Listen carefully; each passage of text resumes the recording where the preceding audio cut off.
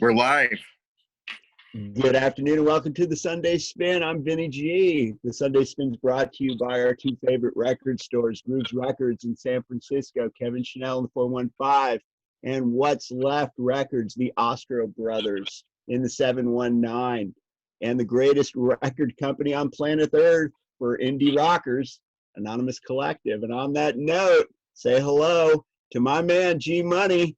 G, who you got for us this afternoon? Oh man, we got a big name in the house tonight. One of my best friends down from a state that we've been frequenting quite often on the Sunday Spin, New Mexico.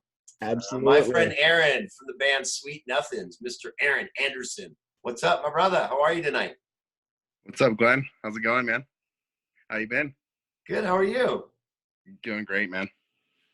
Awesome. Yeah, man. So you got the locks a flowing. Oh yeah. True rock and roll fashion, as you always do. Yeah. Right? I want to know about the shirt, Aaron. Show us the tee, huh? Oh, it's my friends. My friends, they're called the Hickoids. They do a festival like every year, or they used to before COVID, every year called the Corn Lovers Fiesta, and they like get bands from around the country to come play in Austin and San Antonio and stuff, and that's what that is. And we played there in 2019. That was the last time we played in Austin. So Fabulous. What'd you think of the city? oh, I love Austin. It's a cool place. It really is, right? Yeah. Great music fans there. I'm with you there, brother. Yeah. Absolutely. Terrific. So where did it get started for you, Aaron? How old were you when you first started playing music? And was there an influence? Well, I was always a big music lover. I come from, my dad is like an audiophile. He's a record collector and just has pretty good, he's got pretty impeccable taste. So he's always been an influence in my life. And also like my grandfather always played saxophone and guitar, and that inspired me a lot to play. And I started playing when I was around like 8 years old, 9 years old, something like that. So Wow. A little bit under the radar, a little younger than the average age, Greno. Yeah. Wouldn't you say? Yeah, absolutely. Fabulous. A leg up, so to speak. Fantastic. Did your dad get you a guitar, or how did that come about? Yeah, my dad got me my first guitar. It was like a Fender Squire, and then I just I just started playing and took lessons for a little while, and then just kind of, till I was about, teenager. And then, and then I started my band when I was like 17 or 18, something like that. And we've been playing since then, pretty regularly. I mean, we didn't really get a lot of gigs at first, but we started just jamming in the back of my dad's house, and it kind of spiraled from there. Well, there's nothing better on the Sunday Spin than hearing about first bands. So, I would love to delve a little bit more into that, if you don't mind, Aaron. Tell us about your first band. Where was it? Maybe a shout out to some of the original members. What did you play? Well, my first band was actually called Training Bra. Training Bra. We played a high school, or it was a middle school talent show. And I played Voodoo Child by Jimi Hendrix, and it was just kind of turned into like an obscure jam by the end of the song. So it was my friend Turner, my friend Theo on drums, and then my friend Sean on tambourine, and me playing guitar and singing, of course. And that gymnasium was so echoey, man. It was like, I've always been a fan of playing loud, so I feel like I damaged some ears that night. Hey, you had to give him an introduction, man. It's you continue that trend with some live rock and roll since then, for sure. Sweet Nuthin. I mean, you guys put on a really, live, energetic show, man. Like you guys. Thanks, man. That's one of the things. One of the things I really like about what you guys do is, Thanks, man. is the stage presence. It's all part of the show, man. It's all part of the show. You got to put on a show. And I try to put on a show, but that's not all I'm doing. I'm feeling the music too. So. Yeah, no, definitely. And so Sweet Nuthin, it's a brother rock band. It's Yeah, my brother plays drums. Matt's on drums, right? Yeah. And then what's your bass player's name? Jess. Jess. Yeah, Jess, man, talk about a great musician, man. He brings a lot of energy too. Definitely. Yeah, he's crazy. And it's just been you three since the beginning? Yeah, pretty much, man. I mean, we had my cousin on rhythm guitar for a while too. And yeah, he just, I don't know, he just wasn't really interested in playing music, I guess. So I don't know. Yeah. I don't really want to talk about that, but yeah, no, it's all good.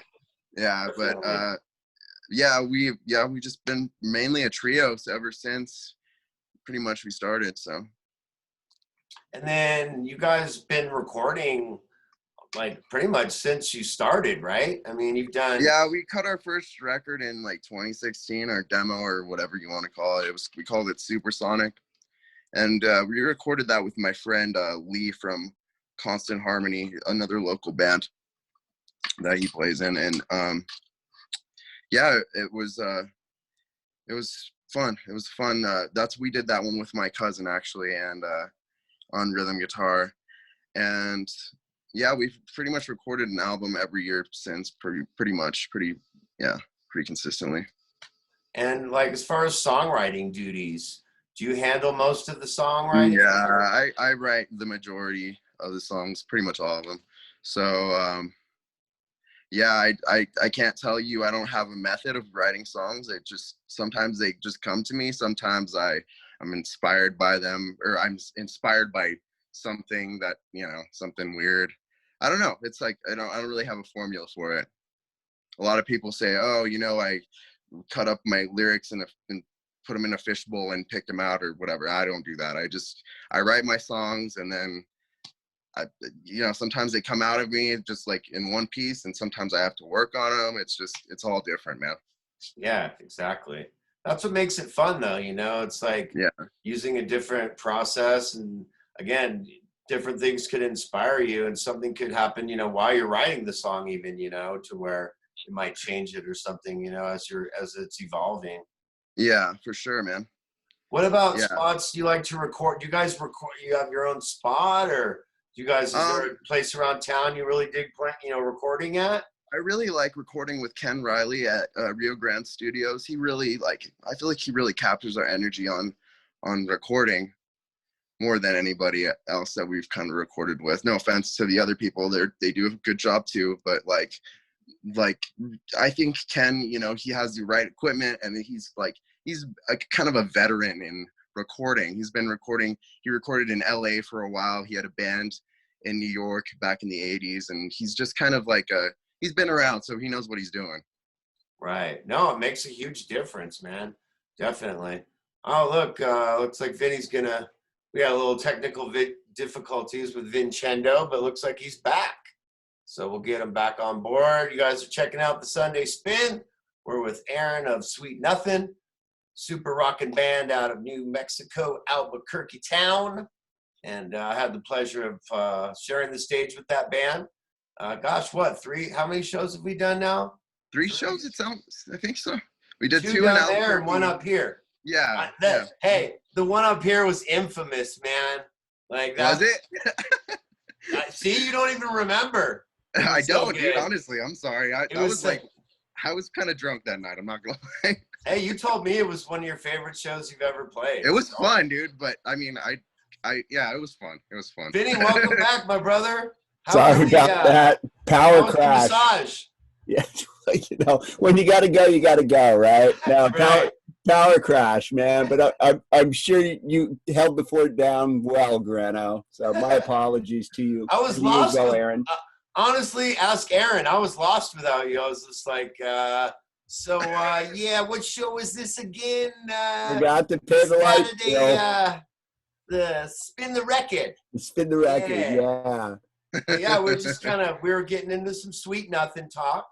Aaron was kind of giving us the lowdown on, man, a couple full lengths now, and like, okay, so we got to break down the shows down there in New Mexico, because I know you guys, before COVID, you guys were playing pretty much every weekend. And yeah, pretty much on and off. Yeah. And so, like, just talk about the scene down there for us, kind of break that down for people, and then also some places that you really dig playing. Well, I mean, we're playing a show on June 19th at Moonlight Lounge. That's going to be our first show back post-COVID, but our first, public show, that is. And it's probably our favorite place to play. It's just kind of a personable, like, kind of cozy place for us, because I don't know, you get like 30 people in there and it feels like it's packed. So it's a cool place, and it's the drinks are cheap, and the bar staff is always really hospitable and great to us and other bands and whatnot. But yeah, that's probably our favorite venue to play, just because it's, I don't know, it's cozy for us. It feels like home. And yeah, there's also Sister. We really enjoy playing at Sister Bar a lot. It's got a great system, great stage. Yeah, man. I mean, Albuquerque's putting out some pretty groovy bands. They always have, but some of them more than others. But there's a lot of cool bands popping off right now in Albuquerque for sure. Well, the great thing we're noticing as observers, and Glenn knows much more about the area, having played there more often than I have. I sense a tremendous sense of community there amongst the artists, amongst the bands, a unity, so to speak. And that's Totally. really a beautiful thing, because it will make your city identifiable in time. And we're hearing nothing but positive, very positive things coming from the Albuquerque area, and some amazing people we've had the pleasure to meet, no exception tonight. But yeah, how exciting that must be. But the question I have is, what do you see for the future of your city as a live venue? Well, I mean, I'm really hopeful for Albuquerque. I think it's, there's a lot of industry moving here right now. So a lot of people from other places are moving to Albuquerque more and more, like, every day. So I feel like it's kind of, I don't know, I think it's kind of the perfect time to start kind of like a really identifiable music scene, like you said, you know what I mean? And just like kind of push ourselves even more than we already have been. And I don't know, I feel like it could be like, I don't know, the next Portland or something. Who knows, someday. I don't know. We'll see. I think it can be much bigger and much brighter than Portland. I have tremendous hope for the city, that the entire area. It has so much going for it, not unlike the 719 in its time, Greno, and I'm sure there's going to be a renaissance there as well. I think it's going to take a little longer for SoCal to really get back on its feet as far as live venues go. People are very trepidatious here, for lack of a better term. No, totally. Yeah, but I do like to ask the artists, what do you see as the immediate future in the next 30 days? What do you see for the summer? Well, we're recording at the end of the month at Rio Grande Studios. We got a gig at Moonlight Lounge June 19th. And I just hope to, play as much as we can this summer. I mean, hopefully maybe we can get up to Colorado, maybe play with Glenn again. I don't know. Yeah. Some fun. I don't know. Let's make it happen. Yeah, I would totally be down. Yeah, there's going to be a pipeline at some sort. I really do see the day coming, if for no other reason, just because we've met so many tremendous people from your fair city. Yeah, and we got it's been a breath of fresh air. We got a shout out to Talking Hours and 5 Deep. Absolutely. We've got both of them on the show. Oh, I love Talking Hours. They're awesome guys. They're such amazing people. Yeah, we love Carrie and Mauricio. Yeah. And Lanny and his gang and 5 Deep. They're doing great music down there as well. So, boy, Lanny. Shout out to your brethren. Yeah, man. When I was down there, I had a great time. There was great bands, and I'll admit, man, I took an immediate liking to Sweet Nuthin just because of their vibe. Man. And like, Aaron always reminds me of Jeff McDonald from Red Cross, a younger Jeff McDonald, especially how you dress. Thanks, man. I love Red Cross. It's exactly the same, and I'm just like, he does. okay. He does exude that vibe. Yes, and I would agree, 100%. Yeah. And Vin, my first impressions of seeing their band, I mean, they're knocking out Stooges covers and VU covers, and like these are like 20, 21-year-old kids. These aren't like a bunch of doing what we burnouts were like doing us. when we were 20 and 21, and that's You know beautiful. what I mean? But this is it's so rare. 2021. Right. You know, to be doing Stooges and all that now, man, at that age, that's like, you know. Yeah. It was unusual when we were doing it. Oh, for sure. What it is now is, to me, amazing, for lack of a better word. That's unbelievable. I would love to delve there, Aaron, with your permission.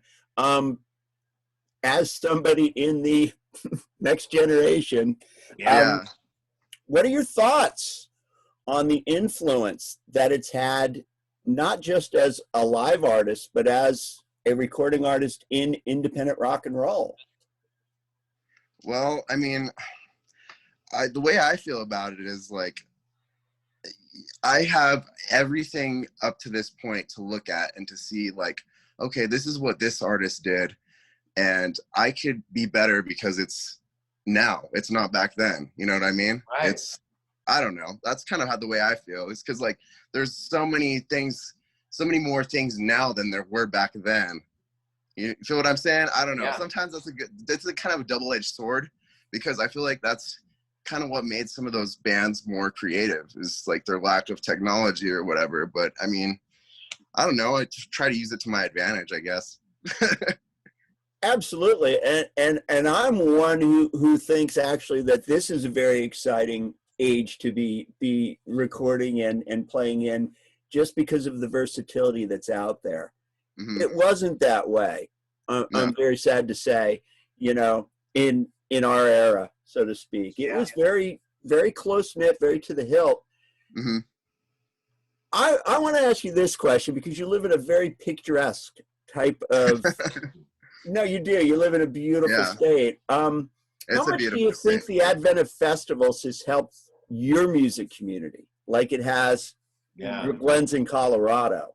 Well, I mean, I think that it needs to happen more.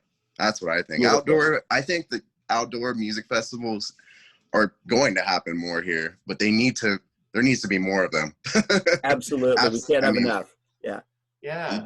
There's so many cool places in New Mexico that aren't even being utilized, that should be, for music festivals, for weekenders, whatever, you know what I mean?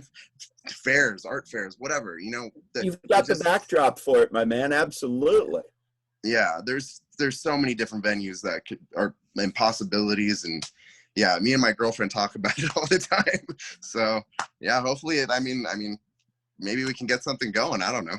Well, yeah, music should be an event, right? Yeah, it should be a total experience if possible. And it, you know, the more interactive it is, the more it means. Definitely. Absolutely. Yeah. So yeah, it's a beautiful sentiment. It really is, Aaron. Thank you. It's a great answer. So it's so refreshing to somebody to meet somebody who has backtracked and done his homework and done his research and said, hey, I can learn a thing or two from these guys, because that's what we did. Yeah. It's beautiful to know that tradition is carrying on, Glenn. I don't want to get too emotional about it, but that's absolutely priceless. It makes it all worthwhile. It's so true and poignant. And it's like, you see Aaron play live, and again, the Sweet Nuthin, great stage presence, great energy. Like, they bring it every night, like 110%. And Aaron's over there pulling off, you know, Wayne Kramer licks, like nothing. Like, and that's not easy. Like, that's a signature sound. And Aaron, like, can assimilate a lot of different, you know, he can be Johnny Ramone in 1 minute, and he can be, again, Wayne Kramer in the next. So that's what's cool, is to see this assimilation in real time by these, you know, young rockers. And Vinny, I don't know if you might have been off air during the time. It's a brother rock band. So that's, again, another tie-in with Sunday Spin. We've had so many brother rock bands on, and again, you know, Matt's on the drums and Aaron on the guitar, and that's just great. And you know, with your dad doing all the support of you guys too, I mean, that's amazing, man. You got a good deal over there. Hats off to your dad, man. Yeah, really. How lucky. He's always the one that's driving us everywhere on tour, and you know. How fortunate are you? How you guys came up to Colorado, he was up here with you. Yeah, he was. Yeah, it's a blessing to have such supportive parents, for sure. That's dynamite. Yeah, absolutely. That's so awesome, man. So what are you listening to? Like, what's hot on the turntable, my friend? Oh man, I'm really into this kind of obscure Australian band. They're called Smudge, and they kind of partnered with Evan Dando of the Lemonheads as like songwriting kind of, and you got to check them out, Glenn. They're called Smudge. They do this song that the Lemonheads made popular called The Outdoor Type. Yeah, I love that song. Oh, yeah, great song. They're the original people that did that song. Yeah, so okay. I've kind of been checking them out for a while. They're like, of course, like a 90s band, but they're pretty cool. And I don't know, I've just been getting into the Rich Kids too. Glenn Matlock's band. Yeah, from Later On. Fabulous. Fabulous answer. Yeah. A friend of mine who unfortunately passed away, an associate of mine, Ian McLagan, actually played in that band as well. He was a keyboard player. And Did he really? He played in the Small Faces, and he would play concerts with the Stones and so forth. Wonderful man, but he had some great Rich Kid stories. And I'm a big Glenn Matlock fan. Always have been. I love his bass style. And I like his songwriting. Yeah. So what a great answer. Yeah. Aaron, what are some of the trios that you guys are a power trio? So rattle off a couple trios that you dig, man. Doesn't have to be even in your genre. I love Grand Funk Railroad. They're like definitely on like my desert island. Like they're an American band. Yeah, they are. We actually did like a tribute thing to them 2 Halloweens ago. Wow. Yeah, at the launch pad. It was pretty fun. Let's see who else. Rush. I mean, I don't know. A lot of people talk shit on Geddy Lee's voice, but I love it. Me too. Who else? I like it too. Blue Cheer. Oh my God! Yes. Wow, great answer. Great answer. Love them. Worship them. Jimi Hendrix Experience. I could go on. I could go on. JSXE. Yeah. The Alley Cats. They're a good band. Ooh. Good punk band from California. You got any duos? You got any duos for us? Any duos? I'm a big duos guy. Shit. The Flat Duo Jets. Oh yes, sir. Good answer. I saw them live. Did you really? Yes, I did. At a festival, Vinny, you would have loved this festival. It was in 86 or 87, John Anson Ford Theater. 3 o'clock, Red Cross, Pandora's, The Unforgiven. Oh my God, you saw the Pandora's? Flat Duo Jets. There was like 10 bands on that. Dude, and Red Cross headlined. Yeah, it was fantastic. Goes right back to what we've been talking about, how essential festivals are going to be to the future of rock and roll. Booyah. Because people have waited far too long. Musicians, artists have waited far too long. It's time to spread some joy. And what better way than through a festival? So true. So true. Absolutely. So yeah, it's coming. It's coming for all of us. It's going to be a renaissance. We say it every week. Be patient. It's coming. And I'm glad to hear you're working because, live music is going to take off. The cream of the crop are working right now. So it says a lot. Mm-hmm. And Aaron, you guys have been doing the live stream, right? At what is it, Red Gorilla or? Yeah, we've done that a couple times. And then we did one at Launchpad. We did one at a place called Revel that just opened up. They're supposed to be like the new big concert venue, I guess. And we've done a few of them. And they're fun, but they're not actual shows. Yeah. I mean, there's nothing like the energy of a crowd and, people are having fun and drinking and whatever. And that's just not there with the live video, the live stream. So, yeah. I mean, they're still fun because it's like kind of like a practice with some people like watching you, but I don't know. It's cool, but I don't know. Like you said, nothing beats getting in front of people, right? Vinny knows that too. We all feed off that energy of a crowd, whether it's two drunken fools or the 100 people. It doesn't matter. No. I love it. I mean, to me, I don't know how you guys feel, but some of those shows that like only a few people are there, I try even harder. Oh, absolutely. I go 110%. Why not? Yeah. You're still there. Why wouldn't you? Exactly. You know? Yeah. It isn't always about the numbers. Shouldn't be anyway. No. Yeah. Definitely. That's very true. But yeah, I'm just looking forward to the day where we can all get back to what we should have been doing all along. Yep. But it does say a lot how, everybody has learned to adapt. And really, not to get too heavy with you guys, but if the world did what the artists did, I think we'd be many steps ahead. True that. Save your mail, folks. Yeah. Definitely. Well, man, we've been hanging on the Sunday Spin. We got a few minutes left. Aaron, we always want to give you an opportunity to give some shout outs or some love or, talk shit to your brother, whatever you want to do, man. Give you an opportunity to say hello to some folks if you'd like. I just want to say hi to your bandmates in Menagerie, and I mean, you guys are awesome. Thanks for having us up at Zodiac. Yeah, that's an awesome venue, by the way. I know we lost it actually. Oh, did you? Yeah, and we're actually Andrea will be on this is airing after. So Andrea was on our show last week. Well, she wasn't, but she will be according to the airing of this. But yeah, she was did the sound over there. Yeah, I remember and all that. Yep, you probably remember. Great musician, great person. So yeah, that was a fun show, Aaron. We'd love to get you up here again. Yeah, man, I'd love to. Colorado Springs is a pretty nice place, man. It's pretty cool. Yeah, there's a lot of very cool people in the 719, and they are faithful and true to rock and roll, and that's the environment we're all dreaming of as artists.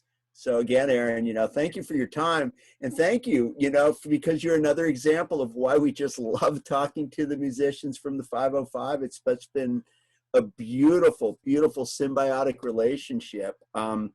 You guys are what indie rock's all about, and we can't do the show without you. So thanks, man. Again. Appreciate it. Yeah, absolutely. So before we go, we want to make sure that we give shout outs to our people at Grooves Records in San Francisco. I think they've just reopened, Vinny.